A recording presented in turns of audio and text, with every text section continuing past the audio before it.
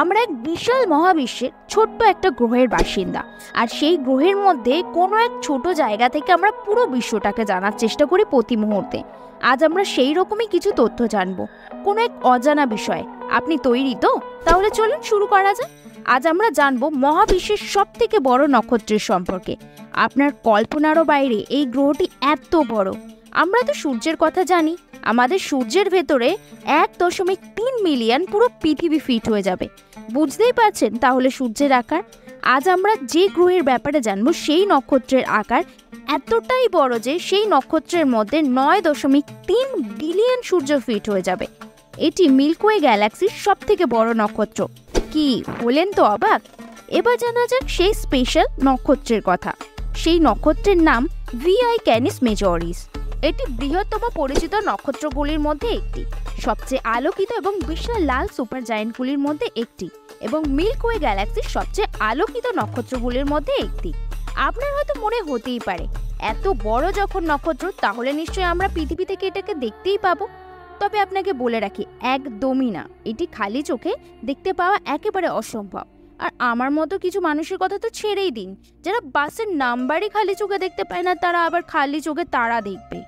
150 খ্রিস্টাব্দে গ্রিক বিজ্ঞানী Ptolemy the অ্যালমাজিস্ট প্রকাশ করেন এই বই, যাতে গ্রিক জ্যোতির্বিজ্ঞানীদের দ্বারা আবিষ্কৃত 48টি নক্ষত্রপুঞ্জের বর্ণনা দেওয়া হয়েছিল। ক্যানিস মেজর তাদের মধ্যে তালিকাভুক্ত ছিল।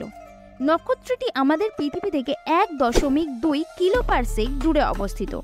আগেই তো বলেছি এটি সূর্য থেকে কত গুণ বড়। একদম ঠিক তথ্য হলো এটি সূর্য থেকে 2100 গুণ বড় এবং ভরে 1420 গুণ বেশি।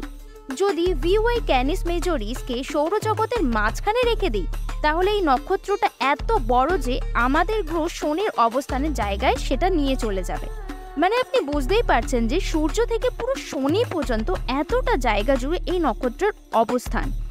এটা এমন একটা গ্রহ যেটা লক্ষ লক্ষ সূর্যকে নিজের মধ্যে ধারণ করতে পারবে। ক্যানিস মেজরিসকে খালি চোখে দেখতে না পেলেও এই লাল সুপার জায়েন্ট আমাদের সূর্যের চেয়ে প্রায় 2,70,000 গুণ বেশি আলো নির্গত করে। এটি কেবল রাতের আকাশে অন্যতম তারার মতো ঝিকিমিকি না, এটি এতটা উজ্জ্বল যা বিশাল দূরত্ব জুড়ে দেখা যায়। আশেপাশের স্থানকে আলোকিত করে এবং মিল্কওয়েতে এর হোস্ট অঞ্চলকে আলোকিত করে রাখে। এতটা বড় নক্ষত্র এতটা পরিমাণে শক্তি উৎপাদন করে, আপনার এটা ধারণার বাইরে। আমাদের সূর্য সারা বছরে যতটা শক্তি উৎপাদন করে, ঠিক ততটা শক্তি এই বিশাল নক্ষত্র মাত্র 6 সেকেন্ডে উৎপাদন করে। ক্যানিস মেজরিস একটি আধা নিয়মিত পরিবর্তনশীল নক্ষত্রের মধ্যে ধরা হয়। এর বাইরের দিকের উজ্জ্বলতা ওঠানামা করে।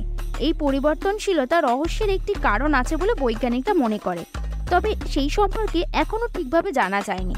তারাটি তার বহিষ্কৃত উপাদান থেকে গঠিত একটি সুন্দর নীহারিকাতে আবৃত থাকে।